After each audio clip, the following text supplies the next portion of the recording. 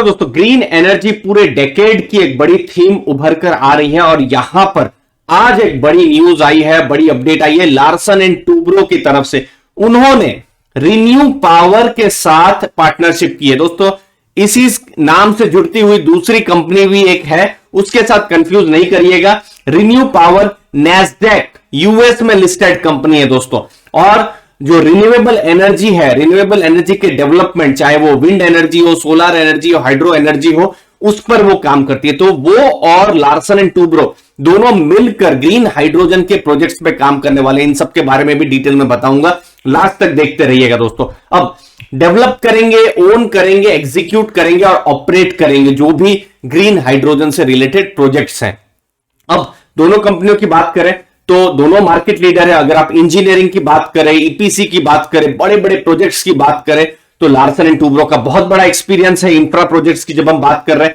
और जब हम रिन्यू पावर की बात कर रहे हैं तो उनका जो फोकस है वो रिन्यूएबल एनर्जी के डेवलपमेंट पर है दोस्तों।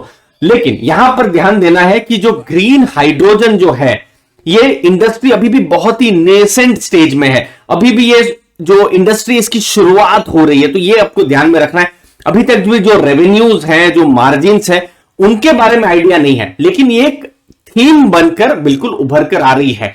तो ये इसको आपको ध्यान में रखना है। अब ग्रीन हाइड्रोजन की जरूरत कहां पड़ सकती है, जो इंडस्ट्रीज है जो है उनको, जो उनके भी टारगेट्स हैं, अब जितने भी हो सके एनवायरमेंटल कंसर्न्स को लेकर, तो ग्रीन हाइड्रोजन के सॉल्यूशंस ये दोनों कंपनियां दे सकती हैं।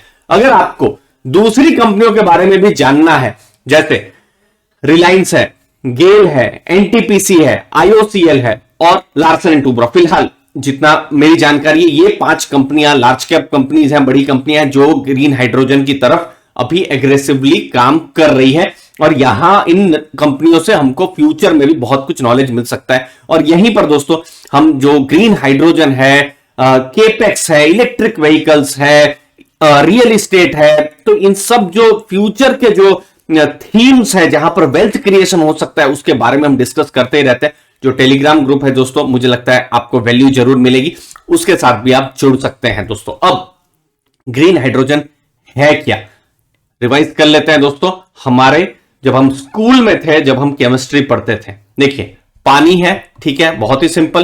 पानी का फॉर्मूला होता है H2O, मतलब पानी जो है वो बनता है हाइड्रोजन और ऑक्सीजन से। अब उसमें क्या होता है, हाइड्रोजन और ऑक्सीजन को अलग कर दिया जाता है। हाइड्रोजन अलग, ऑक्सीजन अलग। कैसे किया जाता है, उस प्रोसेस को कहा जाता है इलेक्ट्रोलाइसिस।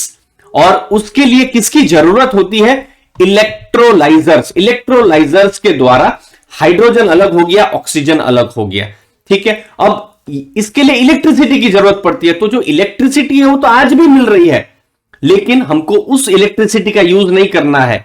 कौन सी इलेक्ट्रिसिटी का यूज करना है, जो कि रिन्यूएबल एनर्जी है, जैसे सोलार है, वाटर है। सोलार के द्वारा, वाटर के द्वारा जो इलेक्ट्रिसिटी प्रोड्यूस हुई है, और उस इलेक्ट्रिसिटी से जो इलेक्ट्रोलाइसिस हुआ और जो हाइड्रोजन बना, उसे कहा जाता है ग्रीन हाइड्रोजन।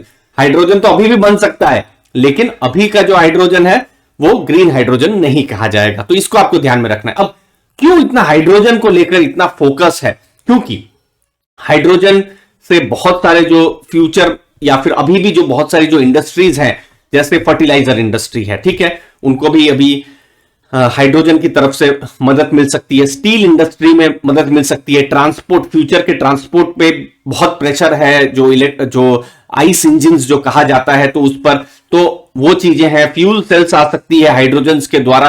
तो एक फ्यूचर की टेक्नोलॉजी हाइड्रोजन है, और वो पानी से बन भी जाता है। तो थोड़ा सा जो डिपेंडेंस है फॉसिल फ्यूल, चाहे वो तेल हो सकता है, कोयला हो सकता है, उससे कम हो, और जो कार्बन डाइऑक्साइड जो है कम निकले। जो पूरा ग्लोबल लीडर्स उसी पर ही वो चर्चा कर रहे हैं दोस्तों।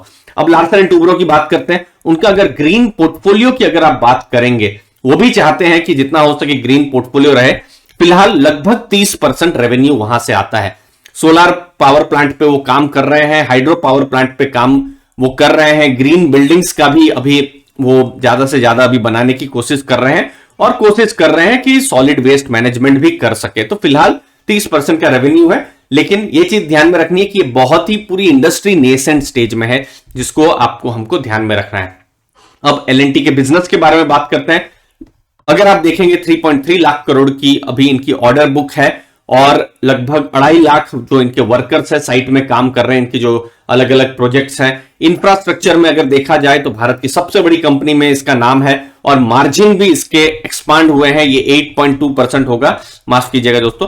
तो ये भी एक्सपांड हुए हैं इंफ्रा में। और भविष्य में जो केपेक्स की थीम जो मैंने थोड़ी देर पहले बताया था, तो केपेक्स जो है गवर्नमेंट है, पीएसयूज हैं, बड़े बड़े खर्चे करेंगे अपने जो बिजनेस डेवलपमेंट के लिए, प्राइवेट कंपनियां अपनी फैक्ट्रियों को बढ़ाएगी, तो केपेक्स जो है वो केपेक्स रिवाइवल होता है। तो ये लार्सन एंड टूब्रो के लिए डायरेक्टली ये फायदेमंद है। लिक्विडिटी अगर आप देखेंगे तो बहुत ही सस्ते में पैसा मिल रहा है। तो ये सब कुछ चीजें लार्सन एंड टूब्रो के एकदम बिजनेस के पॉइंट ऑफ व्यू से देखें तो कुछ पॉजिटिव चीजें। अपने व्यूज जरूर बताइए इस ग्रीन हाइड्रोजन को लेकर, आपको क्या लगता है, कौन सी कंपनियां फ्यूचर में और आगे बढ़ सकती है?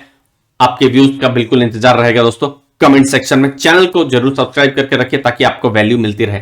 धन्यवाद आपके कीमती समय के लिए। थैंक यू वेरी मच दोस्तों।